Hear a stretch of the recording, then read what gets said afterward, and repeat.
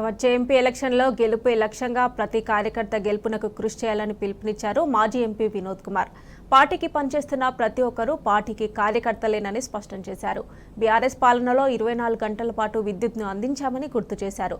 ప్రజలు కూడా బీఆర్ఎస్ను వద్దనుకోలేదన్నారు ఎమ్మెల్సీ దేశపతి శ్రీనివాస్. అందుకే 39 సీట్లతో చరిత్రలో అతిపెద్ద ప్రతిపక్షంగా బీఆర్ఎస్ను ఎన్నుకున్నారని తెలిపారు.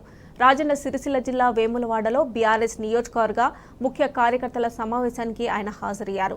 వేములవాడ నియోజకవర్గ ఇన్ఛార్జ్ చెల్మెడ లక్ష్మీ నరసింహారావు అధ్యక్షతన నిర్వహించిన ముఖ్య కార్యకర్తల సమావేశానికి జిల్లా అధ్యక్షుడు తోట ఆగయ్య, జిల్లా పరిషత్ అధ్యక్షురాలు అరుణారెడ్డి, కరీంనగర్ మాజీ జెడ్పీ చైర్పర్సన్ తులా ఉమా హాజరయ్యారు.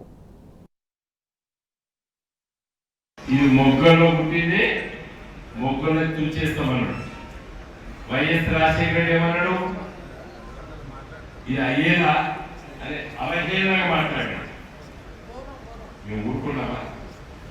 మీరందరూ కూడా దాని పాత్రదారు. మనం చేసే పని మంచిదా కాదని కూడా ఆలోచించుకోవాలి. మన target whether is correct or wrong. Correct అయితే ప్రజాసేవగా ఏదైనా కానీ, చదువులో కానీ, వ్యాపారంలో కానీ, ఏదైనా కానీ మన టార్గెట్ కరెక్ట్ ఉన్నట్టయితే తప్పనిసరిగా విజయం సాధిస్తాం. ఒకరోజు ముందు, ఒకరోజు వెనక్కి తప్పనిసరిగా సాధిస్తాం. తెలంగాణలో ప్రతి గ్రామంలో ఇలా గులాబీ జెండా ఉంది. ఇలా మన నియోజకవర్గంలో చూడండి, బీజేపీకి చాలా గ్రామాల్లో కార్యకర్తలు లేరు, కాంగ్రెస్ పార్టీకి లేరు, మనకున్నంత శక్తి వాళ్ళకి లేదు. కాబట్టి ఇక్కడ ప్రజలు మనం ఎంపిక చేసుకుంటారు.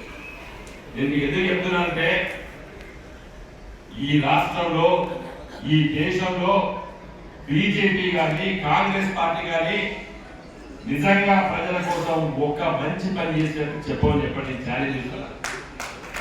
ఒక్క మంచి పని ఈ రాష్ట్రంలో 4 బీజేపీ ఎంపీలు గెలిచిండ్రు.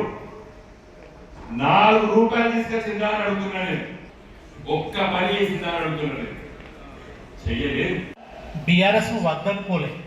బీఆర్ఎస్ ను ఒక బలమైన ప్రతిపక్షంగా అసెంబ్లీలో నిలబెట్టిరు ప్రజలు. చరిత్రలో ఎప్పుడు కూడా ఇంత బలమైన ప్రతిపక్షం లేదు. ప్రజలు ప్రభుత్వాన్ని మాత్రమే ఎన్నుకోరు, ప్రతిపక్షాన్ని కూడా ఎన్నుకుంటారు.